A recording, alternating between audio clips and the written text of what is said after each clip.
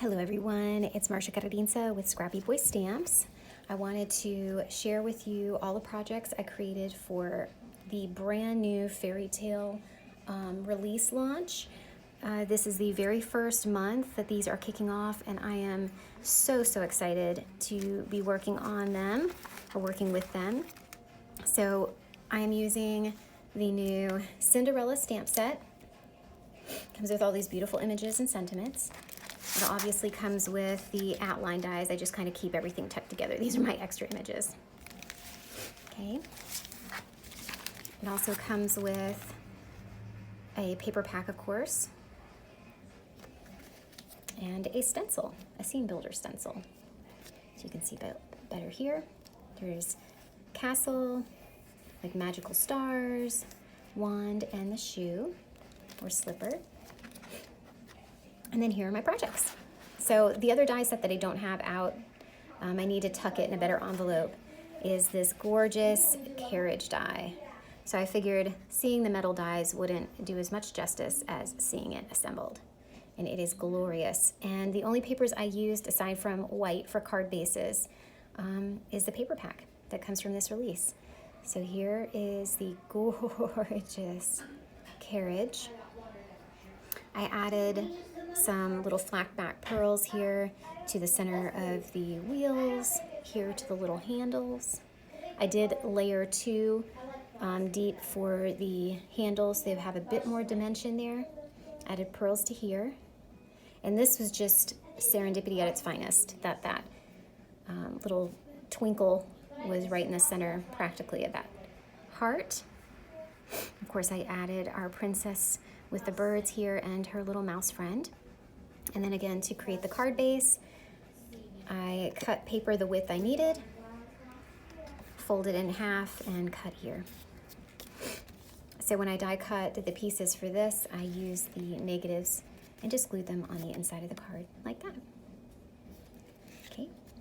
My next card is a tag. For this one, I am using the Torn Edge Nesting Tag dies.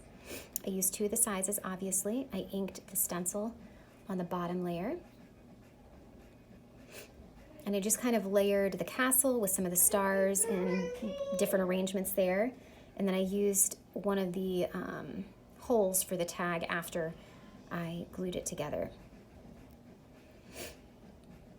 I used a cloud as kind of her swept dust cloud, if you will, from the Stitched Clouds, Sun, and Lightning Bolts die set.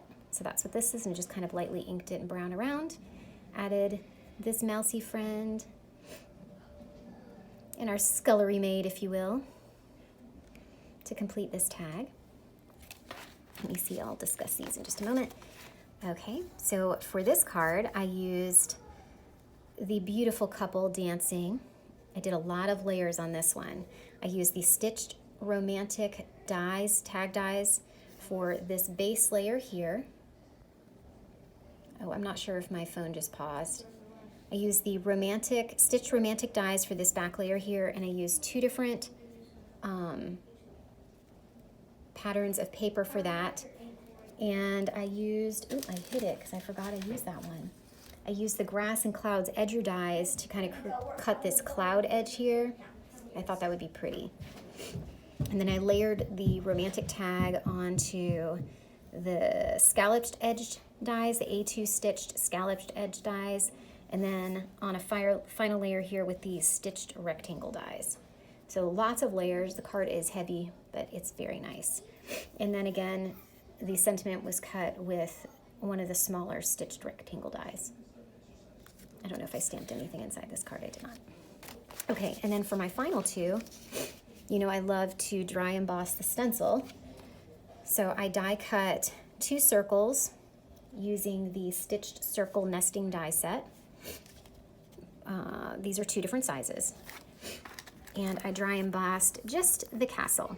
I caught a couple edges of the stars on them, which I think worked just fine. You can't really see them in this one, but you can in this one just a bit, which I thought worked just fine, but I loved that I could capture just the castle and it creates such a cool effect.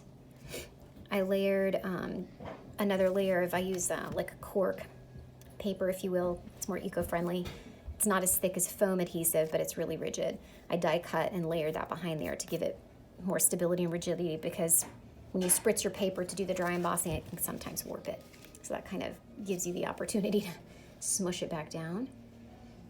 And then I used the wonky stitched rectangle die for the background here, that A2 stitch scallop edge die for this layer, and then of course the round one here with our gorgeous couple.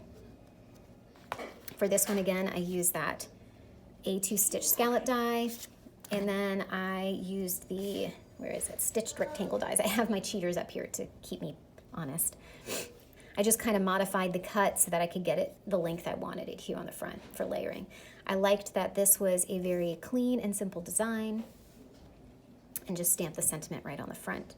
Here, I elected not to put a sentiment here and instead stamped within the card, and then used the other couple image, the dancing one here, stamped in gray ink, added the sentiment once upon a time, and then I used the gift card holder A2 size, cut it in half, so that instead of it fitting in the fold of the card as it's designed, I cut it in half, used this little edge that's here, tucked that under, glued that down flat.